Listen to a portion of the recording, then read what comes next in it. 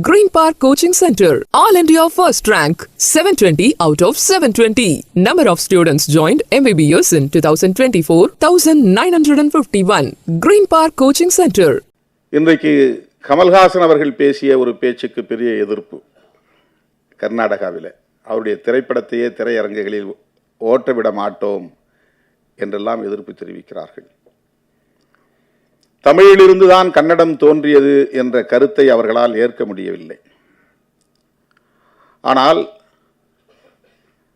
1812 Ellis அவர்களும் 1852 Henry ஹொய்சிங்டன் என்பவரும், அவர்களெல்லாம் பிரிட்டிஷ்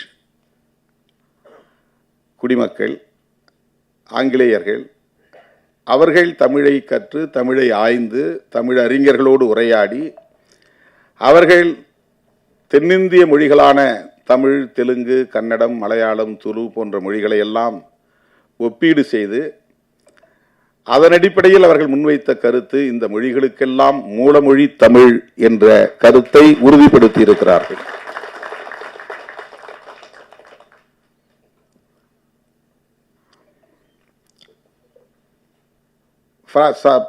எல்லிஸ் அவர்கள் வாழ்ந்த சமகாலத்தில் வாழ்ந்தவர் தான் அந்த ஹென்றி ஒய்சிங்டன் என்பவரும்.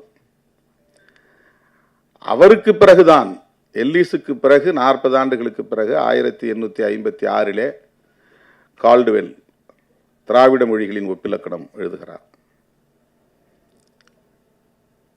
இந்த மொழிகள் ஒன்றோடொன்று தொடர்புடையவை என்கிற செய்தியை தாண்டி இந்தியாவில் பேசப்படக்கூடிய பல்வேறு மொழிகளுள் மிகவும் தொன்மை வாய்ந்தது, சிறப்புக்குரியது தமிழ் உள்ளிட்ட தென்னிந்திய மொழிகள்தான் என்கிற செய்தியையும் சொல்லுகிறார்கள். அந்த காலத்திலே பாலி மொழி இருந்தது, அந்த காலத்திலே சமஸ்கிருதம் இருந்தது. இன்றைக்கு பாலி மொழியை பேச யாரும் இல்லை. புத்தரே பேசிய மொழி பாலி மொழி என்று அறியப்படுகிறது. இப்போதைக்கு அது பேச்சு வழக்கிலே இல்லை. சமஸ்கிருதம், சான்ஸ்கிரிட் இன்றைக்கு பேச்சு வழக்கிலே இல்லை. அந்த சமகாலத்தில் தோன்றிய அல்லது அதற்கு முன்பு தோன்றிய வரலாற்று தரவுகளை கொண்ட தமிழ் மொழி இன்றைக்கும் உயிர்ப்போடு இருக்கிறது. உலகம் தழுவிய அளவில் வலிமை பெற்றிருக்கிறது. புதுமையை உள்வாங்கி இருக்கிறது. தமிழ் மொழிக்கு உள்ள சிறப்பு தொன்மையும் புதுமையும் இணைந்த ஆளுமை மிக்க ஒரு மொழி. பல மொழிகள் தோன்றி வளர்ந்து முதுமை அடைந்து மறைந்து போய்விட்டன. தொன்மைக்கு எதிர்ச்சொல் முதுமை அல்ல, தொன்மைக்கு எதிர்ச்சொல் புதுமை. அண்மையிலே ஒரு பட்டிமன்றத்தை நான் பார்த்தேன். செம்மொழி சிறப்பு தமிழுக்கு வந்ததற்கு அதன் தொன்மை காரணமா அல்லது இளமை காரணமா என்று தலைப்பிட்டிருந்தார்கள். முதுமைக்கு எதிர்ச்சொல் இளமை, தொன்மைக்கு எதிர்ச்சொல் புதுமை. புதுமை என்று சொல்லியிருந்தால் அது மிக பொருத்தமாக இருந்திருக்கும் என்று நான் எண்ணினேன். இன்றைக்கு கணினி மொழி வந்துவிட்டது, அது புதுமை. கணினிக்கு ஏற்ப தமிழ் தன்னை தகவமைத்துக் கொண்டிருக்கிறது.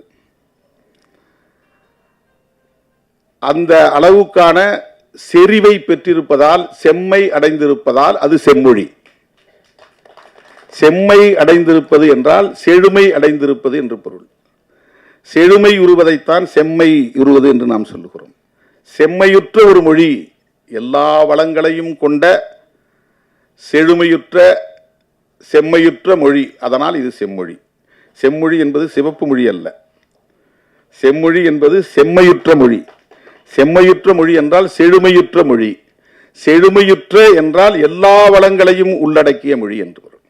ஹைலி ரிச்சஸ்ட் லாங்குவேஜ், அதுதான் செம்மொழி. அதை கிளாசிக்கல் லாங்குவேஜ் என்று சொல்வார்கள். அப்படிப்பட்ட இந்த மொழிக்கு இன்றைக்கு உலகளாவிய பெருமையை சேர்க்கக்கூடிய ஒரு நூல். எத்தனையோ படைப்புகள் தமிழிலே உண்டு, சங்க இலக்கியங்கள் உண்டு. 11 மேற்கணக்கு நூல்கள், 11 கீழ்கணக்கு நூல்கள். 11 மேற்கணக்கு நூல்கள் 10 பாட்டு 8 தொகை. 11 கீழ்கணக்கு நூல்கள் 18 நூல்கள் இருக்கின்றன. அதில் நாலடியார் ஒன்று, இன்னா 40, இனியவை 40 போன்ற நூல்கள் எல்லாம் வரும். அதிலே ஒன்று திருக்குறள்.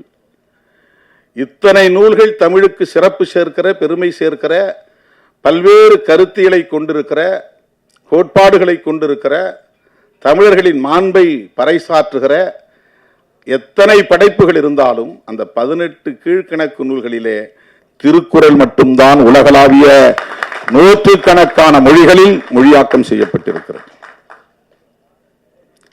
பைபிளுக்கு அடுத்தபடியாக அதிக மொழிகளில் மொழியாக்கம் செய்யப்பெற்ற பெருமுக்கிய நூல் திருக்குறள். அண்ணன் வி. சேகர் அவர்கள் சொன்னதைப் போல இது ஒரு மதம் சார்ந்த நூலாக இருந்திருந்தால் அந்த மதத்திற்குரியவர்கள் மட்டும்தான் போற்றியிருப்பார்கள், போற்றிக் கொண்டிருப்பார்கள். பைபிள் கிறித்தவர்களுக்குரியது.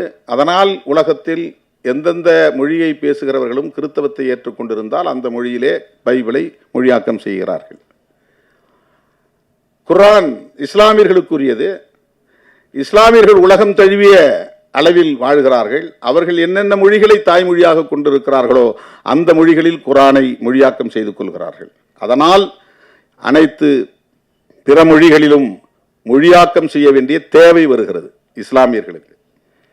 ஹீப்ரு அல்லாத பிறமொழி பேசக்கூடிய, அரபு அல்லாத பிறமொழி பேசக்கூடிய, இஸ்லாத்தை ஏற்றுக்கொண்ட மதவழி சார்ந்த மக்கள் தங்கள் தாய்மொழியில் அந்த குர்ஆனை, அந்த வேத நூலை மொழியாக்கம் செய்ய வேண்டிய ஒரு வரலாற்று கட்டாயம் ஏற்படுகிறது குர்ஆனுக்கு, பைபிளுக்கு. ஆனால் அப்படி எந்த மதத்தையும் சாராமல், ஆனால் எல்லா மொழிகளை சார்ந்தவர்களும் ஒரு மொழியை மொழியாக்கம் செய்திருக்கிறார்கள், ஒரு நூலை மொழியாக்கம் செய்திருக்கிறார்கள் என்றால் அந்த பெருமைக்குரிய நூல் திருக்குறள் மட்டும்தான். அதற்கு எந்த ஹிஸ்டாரிக்கல் கம்பல்ஷனும் கிடையாது, ஒரு வரலாற்று கட்டாயம் நிர்பந்தம் கிடையாது. இந்த நூலை எங்க மொழியில மொழியாக்கம் செய்யுங்க, நாங்க இந்த வழிபாடு செய்யறோம் அப்படின்னு சொல்றதுக்கு எந்த நிர்பந்தமும் கிடையாது, வலியுறுத்தம் இல்லை, கட்டாயம் இல்லை. ஆனால் பல மொழிகளில், ஏராளமான மொழிகளுள் இந்த நூல் மொழியாக்கம் செய்யப்பட்டிருப்பதற்கு காரணம் அதற்குள்ளே இருக்கிற கண்டென்ட். அதுதான் முக்கியமானது. உள்ளே இருக்கிற கருத்து உலகமெங்கும் இருக்கிற ஒட்டுமொத்த மாந்தர்களையும் வழிநடத்துவதற்கான வாழ்வியலை சொல்லுகிற நூல். அதற்கு எந்த மதச்சார்பும் கிடையாது. ஒரு செக்யூலர் டெக்ஸ்ட், மதசார்பற்ற கருத்தியலை கொண்ட ஒரு நூல். அப்படிப்பட்ட இந்த பெருமைக்குரிய நூலை இந்தியாவின் தேசிய நூலாக அறிவிக்க வேண்டும் என்பது நம்முடைய கோரிக்கை.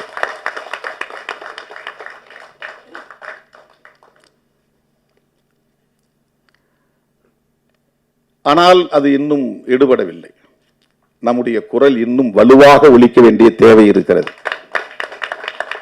நாம் தமிழர்கள் என்கிற உணர்வால் இதை சொல்லவில்லை, நாம் மனிதர்கள் என்கிற உணர்வால் இதை சொல்லுகிறோம். அதுதான் முக்கியமானது.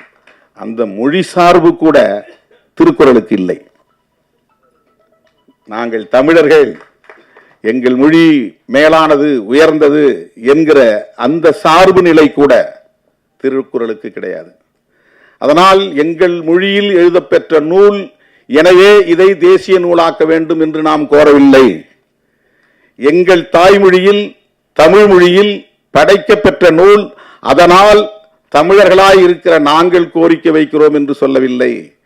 இது மனிதகுலத்துக்கே பொதுவான நூல், உலக பொதுமறை. அப்படித்தான் திருக்குறளை நாம் முன்னிறுத்த வேண்டியிருக்கிறது, உயர்த்தி பிடிக்க வேண்டிய ஒரு பார்வை நமக்கு வேண்டும். அந்த பார்வை நம்முடைய இயக்குனர் ஏஜே பாலகிருஷ்ணன் அவர்களுக்கு இருக்கிறது என்பதை நம்மால் உணர முடிகிறது. அதனால்தான் இந்த திரைப்படத்திற்கு திருக்குறள் என்று அவர் பெயரிட்டிருக்கிறார், தலைப்பிட்டிருக்கிறார். இதுவே அவருடைய சிறப்பு என்பதை சொல்லி இந்த அரிய வாய்ப்பை எனக்கு வழங்கிய அண்ணன் இயக்குனர் ஏஜே பாலகிருஷ்ணன் அவர்களுக்கு நன்றி கூறி முடிக்கிறேன். நன்றி, வணக்கம்.